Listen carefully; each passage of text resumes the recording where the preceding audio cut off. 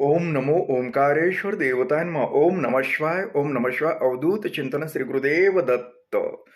मंडळी, खूप मुलं आहेत अथवा मुली आहेत की शिकलेत, काय कोर्स वगैरे काय झालेत, पण नोकरी लागत नाही वगैरे बऱ्याच अडचणीच्यात. मग अशा अडचणी येत असतील ना, तर त्यावेळेस म्हणायचं यांचा भाग्योदय झाला नाही. आणि भाग्योदय होण्यासाठी बरेच काय करतात की नोकरी लागल्यानंतर नोकरी लागली तरच लग्न करायचं, नाहीतर लवकर लागलं तर बघूया वगैरे, काही काही बऱ्याच गोष्टी असतात. बऱ्याच मुलांबद्दल बी आहेत आणि मुलींबद्दल बी आहेत की मुली सुद्धा म्हणतात की नोकरी लागल्यानंतरच लग्न करायचंय. मुलंही तेच म्हणतात. आणि पालक बी तेच चालू असतं पालकांचं बी. पण जर तुम्हाला तुमचा भाग्योदय, तुम्हाला आयुष्यात काही मिळवायचं असेल, नोकरी असेल, काही चांगलं काहीतरी बनायचं असेल, अगर तुमच्या जीवनाची काही सफलता असेल, काही स्वप्न असतील, ते जर साकार करायचे असतील ना, तर तुम्ही अगोदर लग्न करा. आता तुम्हाला वाईट वाटत किंवा त्यांनी लग्नाचं आणि आपल्या प्रगतीचं काय आहे? खूप काही प्रगती कशी होते, एक माझ्या अनुभवातून बऱ्याच म्हणजे 60% म्हणण्यापेक्षा त्याच्यापेक्षा जास्त असू शकतील की लग्नानंतर त्यांचा भाग्योदय झालेला आहे. म्हणजे लग्नानंतर त्यांना जीवनामध्ये सफलता आली, त्यांची प्रगती झाली लग्न झाल्यानंतरच. हे असं का होतं? लग्न झाल्यानंतरच का अशी म्हणजे समजा प्रगती होते?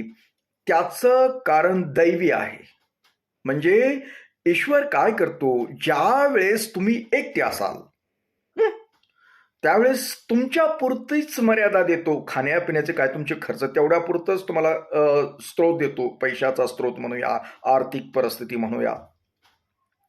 ज्या वेळेस लग्न करता त्यावेळेस ईश्वर काय करतं की अरे बाबा, आता याला बायको आहे, बायकोचा खर्च वाढला याच्यामध्ये, ह्यांना खर्च वाढल्यानंतर याचा आर्थिक स्त्रोत जरा जास्त वाढवायला पाहिजे, पैसा याच्याकडे जास्त यायला पाहिजे. आता मग पैसा जास्त येतो, तुमचा खर्च भागायला चालू होतं. त्यानंतर तुम्हाला बाळ होतं अथवा गरोदर राहिले केलं की तुम्हाला खर्च वाढतो अजून, की आता पहिल्यासारखं फ्रीमध्ये बाळ होत नाही. आता बाळ राहिलं की दवाखान्याचा खर्च चालू झाला, ₹1,00,000-2,00,000 पुरत नाहीत आता.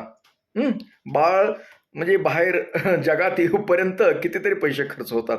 मग ईश्वर काय करायला की यांना खर्च लागतो, म्हणून ईश्वर तशा पद्धतीनं पैशाचा स्त्रोत चालू करतो, आर्थिक स्त्रोत चालू करतो.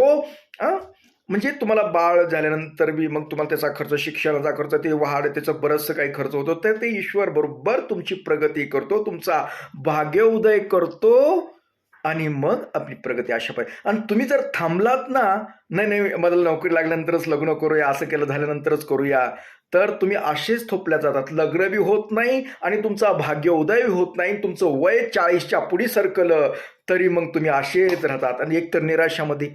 आणि ज्या त्या गोष्टी ज्या त्या वयामध्ये व्हायला पाहिजेत. काय वय वाढल्यानंतर लग्न करून काय करायचं? तुम्ही प्रौढत्व होतात. ज्या त्या गोष्टीमध्ये जे ते सुख घ्यायला पाहिजे. लग्नाचं सुख, वैवाहिक सुख ही कोणत्या वयामध्ये असतं तेच असलं पाहिजे. तुम्ही 40 झाले तर तुमचे लग्न होईना गेलेत. पुरीचे बी तसले, पुरी म्हणताच येणार, हे बाया झाल्या ना. आता मुलगी म्हणताच येते का? मुलगी 20-22 वर्षापर्यंत मुलगी म्हणता येईल. त्यानंतर हळूहळू मोठी 30-32 झाली तर ती मुलगी कसं काय म्हणतात, ती झाली स्त्रीच्या रूपात. तसं ही विनाकारण वय वाढू नका. तुम्हाला प्रगतीच हवी ना, लग्न करून मोकळे व्हा. काही असून तुम्ही जी आर्थिक परिस्थिती जरी कमी असेल तरी लग्नाला उशीर करू नका. योग्य वयामध्ये लग्न करून टाका. तुम्हाला सगळं व्यवस्थित होऊन जाईल, कारण ईश्वरानं सगळी सोय केलेली, तुमच्या लेकरा बाळासहित सोय केलेली तुमची. त्याच्यावर विश्वास ठेवा तुम्ही. तुमचं वय झालं लग्नाचं, तुम्ही कमवत नसाल तर करा, गरिबीतून दिवस काढा थोडीशी, काही दिवस. नक्कीच तुमची प्रगती होणार आहे, तुमचा भाग्योदय होणार आहे, हे लक्षात घ्या. ओम नमः